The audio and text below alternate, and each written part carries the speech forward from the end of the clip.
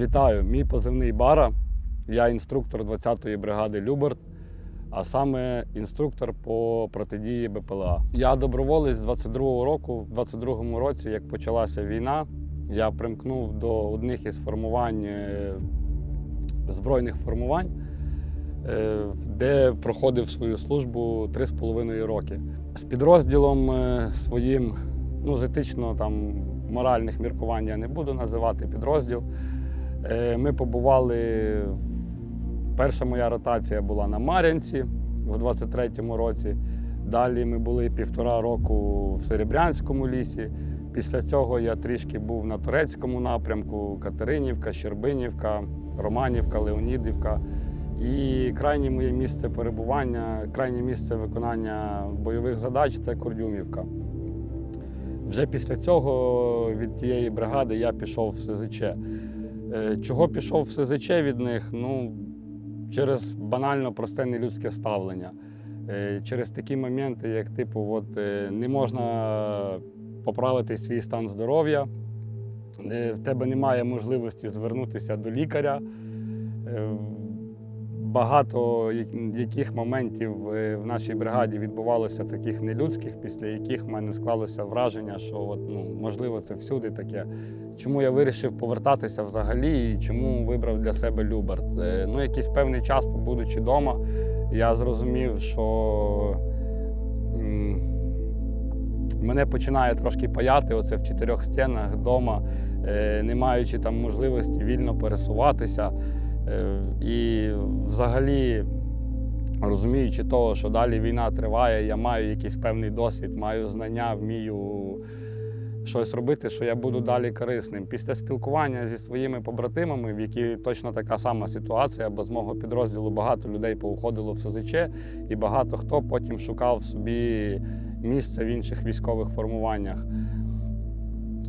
Спілкувавшися з ними, я почав перебирати підрозділи, 3-й армійський корпус, К2, в тому числі Люберт, Азов. Чому саме зупинився на Люберті? Тут, мабуть, буде таких 2 основних причини. Перша з них, в мене завжди, взагалі в мене була мрія служити в Азові раніше. Ще навіть на момент вже початку повномасштабної війни, коли я попав в свій підрозділ, я розумів, яка різниця між нашим підрозділом і тим самим Азовом, Любертом. В мене склалося, було бажання, була мрія потрапити саме в таке формування, де панує такий дух братерства, де люди адекватні, де відносяться до тебе лояльно, де немає якихось тупих квадратних задач, необґрунтованих, непояснених, або банальна навіть та сама рекогностировка. І будучи в Серебрянському лісі 1,5 роки, я якраз стикнувся, співпрацював в бойових діях. На той момент Люберт був 5-м батальйоном Азова. І працюючи з ними в цей час, я можу просто сказати, що це найкращих моїх 1,5 року на війні, як би там це не звучало. Але в той момент я себе почував гіперспокійно, гіпервпевнено. Робота йшла, вона не то, що йшла, вона прям лилася, бігла, якщо можна так сказати. Це був самий мій найкращий момент, коли ми були суміжниками, коли ми працювали в підпорядкуванні Любертовського батальйону і працювали разом з їхньою піхотою, разом з їхніми дронщиками, з їхніми мінометниками, ГСниками і іншими формуваннями. Тому вже на той момент, вже коли ми уйшли від Серебрянського лісу і поїхали по іншим гарячим точкам, і вже як дійшло в мене до часу СЗЧ, повернувшись вдома, аналізувавши, спілкувавшися зі своїми побратимами, я зупинився саме на цьому підрозділі. Тому що я знаю не тільки з чуток, хоча багато чого відомо з медіа, багато чого відомо серед побратимів, ходять різні слухи про підрозділ. Всі у війську знають плюс-мінус, де підрозділ адекватний, а де неадекватний. Так сказати, по тому самому зворотньому зв'язку. І самому безпосередньо бравши участь в роботі з ними, коли я працював, то я зрозумів, що це те місце, де би я хотів би бути. саме той підрозділ, де би я хотів би себе бачити, де би я хотів би далі працювати, з тими людьми, з якими хотілося працювати. І поспілкувавшися зі своїми колегами, які вже на той момент служили в Люберті, я навіть не думав, що може скластися така ситуація. Мені, прийшовши в підрозділ, мені запропонували інструкторську посаду. Мені запропонували стати інструктором по новому напрямку по протидії БПЛА. Тобто розказувати рекрутам, як потрібно діяти при контакті з дроном зі скидом або FPV-хою, ну, зрозуміло, що з бойовою частиною.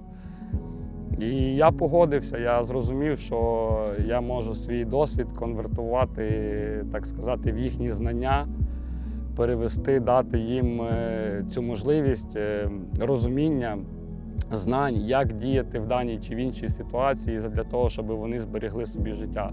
Да, я ж кажу, я не міг уявити, що так можна служити. Що може бути, ну, якщо ти нормальний, адекватний тип, що може бути такий момент, що в тебе є якась проблемка, ти підходиш до командира, там, друже командир, мені треба вирішити якесь питання. Якщо ти нормальний, адекватний тип, немає ніяких проблем, ти їдеш, вирішуєш своє питання. Тобі завжди підуть на зустріч. І ну, це дуже приємно, тому що саме більше проблем завжди було із тим, що от, ти простий солдат, я командир, я краще знаю, ти дурак, от, треба робити так і так. Там, ти сидиш 2-3 роки на бойових, є елементарні людські базові потреби, там, поїхати побачитися зі сім'єю, до дружини, вирішити там, якісь свої сімейні питання, як-не-як ти чоловік, маєш там, час від часу побувати вдома, щоб вирішити ці питання. І ніхто не йде тобі на зустріч. Тут аж такого немає. Тут навпаки, ти підходиш, всі питання вирішуються, обговорюються, немає ніяких проблем з цим. Підтримка була постійно. Можна сказати, з першого дня я ж повністю потрапив в новий колектив.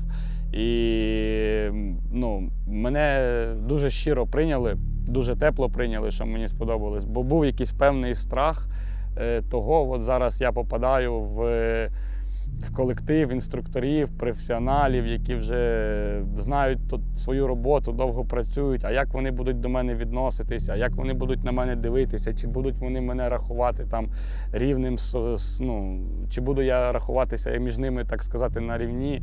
Ну, як взагалі оцей от процес весь буде відбуватися, да, було трошки стрьомно, але я був дуже приємно здивований тому, як до мене віднеслися. Я, можна сказати, ну, як другу родину свою знайшов. В буквальному смислі хлопці пішли на зустріч практично во всьому. Там, в тебе чогось бракує, в тебе чогось немає, ми зараз тобі знайдемо, ми зараз тобі дамо. Документами я взагалі сам ніякими не займався, все за мене організовували. Від мене просто, що вимагалося на той момент, це просто ходити за ними і дивитися, спостерігати, як вони виконують свою роботу, ще до того моменту, поки я вже сам не почав працювати. Так, щоб там хтось на мене тиснув, наїжджав, там, чи давай швидше, чи в тебе щось не виходить, чи ти там щось тупиш, такого взагалі не було. Ну, я ж кажу, я був дуже приємно здивований тому відношенню, яке я тут отримав, і що взагалі служба такою може бути. Тому, не знаю, хочу всім порекомендувати, хто ще зараз знаходиться в СЗЧ і вагається. Я розумію, що багато в кого був дуже негативний досвід за плечима, от так само, як особисто, наприклад, в моїй ситуації. Я далеко такий не один. Воно не все так однозначно, пацани. Тобто, ну, треба приймати рішення, повертатися, є адекватні бригади. От я 100% особисто можу рекомендувати Любарт для повернення, бо вже сам пройшов цей шлях, знаю.